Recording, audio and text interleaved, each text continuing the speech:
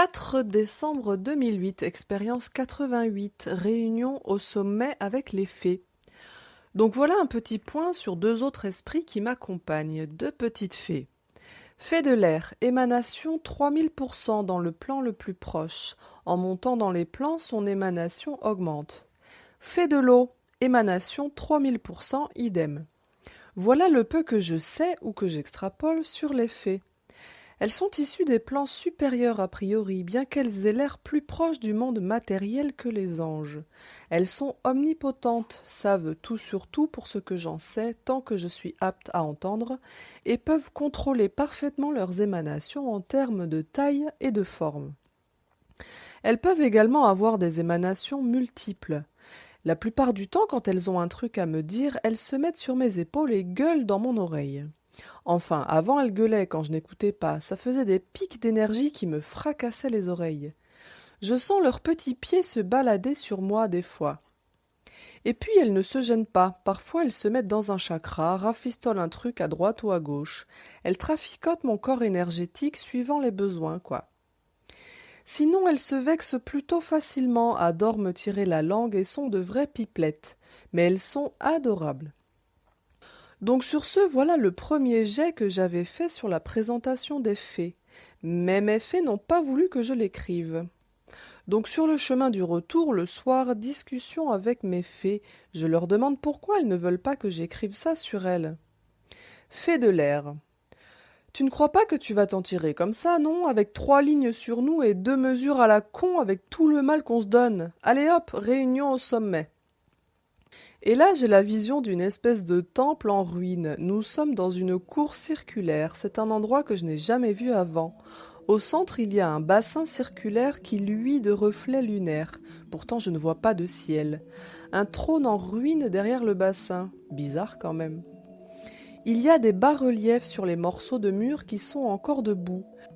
Je reconnais entre autres l'image de Cernunnos. Tout autour de nous s'étend un brouillard doré et je ne vois pas au travers. Mon corps énergétique vibre très haut, ce qui me fait comprendre que la partie de ma conscience qui perçoit ça est dans mon corps spirituel. Je suis également en train de marcher dans la rue. Mes 2 petites fées sont là, des blondinettes ailées qui volaient autour du bassin. Ma fée de l'air a pris l'air sérieux et concentré. J'avoue que j'ai du mal à ne pas rigoler. Fée de l'air. Bien, sais-tu ce qu'est cet endroit? Moi, non, mais je suppose que c'est le début de mon corps spirituel. Fée de l'air. Nous nous tenons sur le seuil d'un nouveau monde pour toi. Ma sœur et moi en sommes les clés. Là, je m'imagine en train de mettre ma fée toute sérieuse dans une serrure et d'essayer d'ouvrir une porte en rigolant. Fée de l'eau. T'es con, putain! Et elle éclate de rire. Sa sœur la foudroie du regard. Fée de l'air. Un peu de sérieux. La fée de l'eau prend l'air sérieux en se retenant de pas rigoler. Fée de l'air. Mais non, je veux dire que pour aller plus loin, tu dois abandonner tes anciennes croyances et tes anciens comportements. Tant que ce ne sera pas fait, tu ne verras que le brouillard et pas le monde qui s'étend au-delà. Moi, je suis la fée de l'air, je suis là pour t'enseigner la sagesse. C'est ce que je fais depuis pas mal d'années déjà, et je suis plutôt contente de moi. Et là, elle prend l'air ravie. Moi, je suis la fée de l'eau, je suis là pour t'enseigner l'amour inconditionnel et le don de soi. Bon, il y a du boulot encore, mais franchement, vu qu'au début tu avais un ordinateur à la place du cœur, je suis également très satisfaite de moi. Et là, elle tire la langue à sa sœur qui lui tire la langue en retour. Fée de l'eau, lorsque tu auras abandonné toutes tes croyances et ouvert ton cœur, tu pourras accéder au domaine spirituel et pas avant.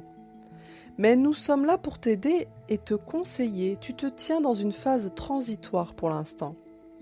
Tu ne pourras aller plus loin qu'en ayant totalement vidé tes désirs faux et comportements erronés que tu as traînés avec toi pendant toutes ces vies. Le troll et le gnome sont là pour te rappeler d'où tu pars et nous pour t'enseigner où tu vas. Amour, joie, vérité sont les seules clés du domaine spirituel. Le reste appartient au royaume du dessous et ne peut venir ici. Tant qu'il en restera une once en toi, cet endroit ne s'ouvrira pas.